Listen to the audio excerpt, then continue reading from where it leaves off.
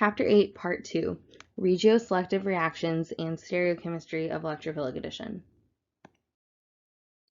So, in our previous video, we only looked at the basic mechanism of addition to a symmetrical alkene. So we didn't have to make any decisions about where the different pieces of the electrophilic molecule in the nucleophile would end up, but most cases are going to have an asymmetric alkene as your starting material. So most of these problems are going to involve that. So if we have an asymmetric alkene, we actually have a decision to make. After the electrons of the alkene reach out and grab the electrophilic atom, the question is, where does that atom go? Is it going to go in the middle on the more substituted carbon, or is it going to go on the end on the less substituted carbon? And this is where our Markovnikov addition rules come in. So Markovnikov's rule says the electrophile will go to the least substituted carbon of the alkene, and the reason why is that that will allow us to produce the most stable or most substituted carbocation. So in this example, the lone pair or the pi electrons of the alkene will attack the proton of the hydrobromic acid, and that will create a carbocation. If we put the proton on the least substituted carbon, that gives us the most substituted carbocation. So this is the carbocation that we're going to form, and that's going to take us to the second product there. So let's do some practice problems here.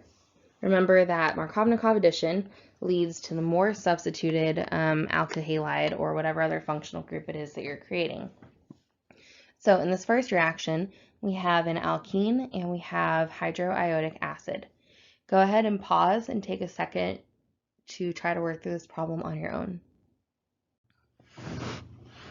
So the first step of this reaction is going to be taking the pi electrons from the alkene and picking up the proton from the hydroiodic acid, which causes the bond between the hydrogen and iodine to break, and that pair of electrons goes on to iodine, creating iodide.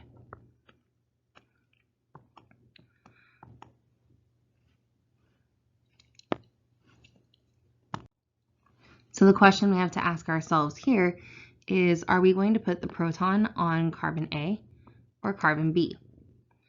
So the answer is that we're going to put the proton on carbon A because that puts the carbocation on carbon B, which is the more substituted carbon and therefore the more stable carbocation. And then we have our iodide anion. It will come along and attack the carbocation.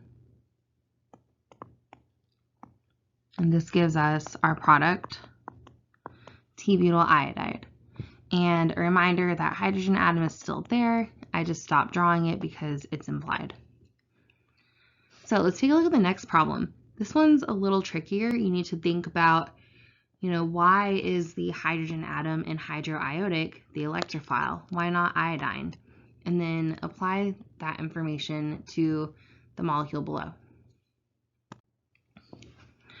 So in the molecule below, the question is, which atom is more electronegative? And that would be chlorine. So that means that the dipole is moving towards chlorine.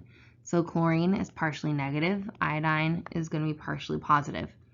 So our lone pair, our pi electrons in the alkene are going to reach out to the iodine and break the bond to chlorine. Now, since we're using the same alkene and we're putting the iodine on the least substituted carbon, that's going to go here, and the carbocation goes in the middle. We also made a chloride anion.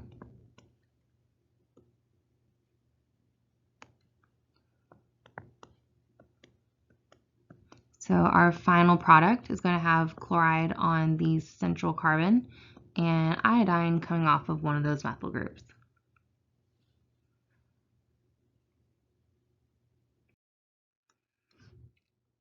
So a Markovnikov addition is an example of a regioselective reaction.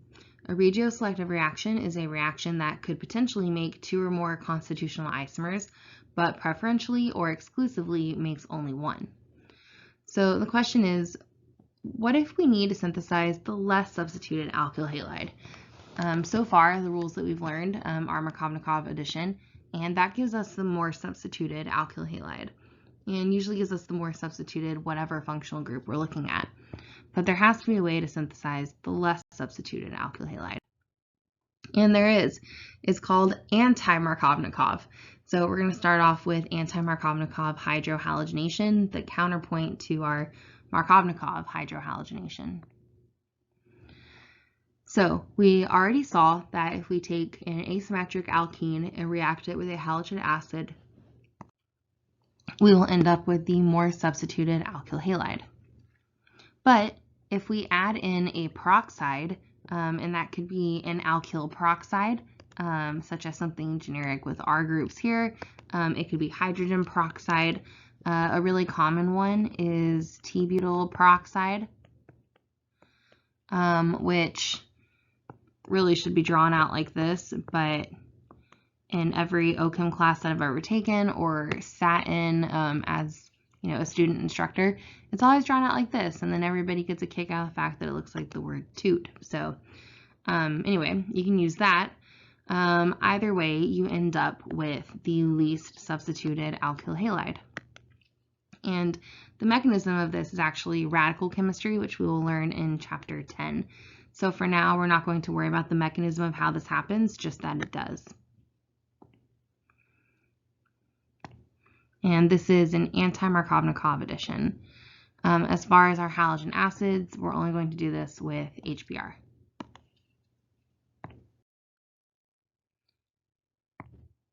Oops, that's weird. So let's look at the stereochemistry of the addition to an alkene. So far, we haven't really talked about the stereochemistry, but keeping in mind that this chemistry goes through a carbocation, which is sp2 hybridized and flat, and also that the alkene is sp2 hybridized and therefore flat, there's not really any stereochemistry happening here. Your product is going to be a racemic mixture if a chiral molecule is possible. So looking at this reaction, we start off with an alkene. We attack the hydrogen, breaking the bond between hydrogen and the halogen, and that gives us a carbocation. Remember that this carbocation is flat, so the halogen anion can attack from the top or from the bottom. If it attacks from the top, you end up with one stereoisomer, and then attacking from the bottom gives you its enantiomer.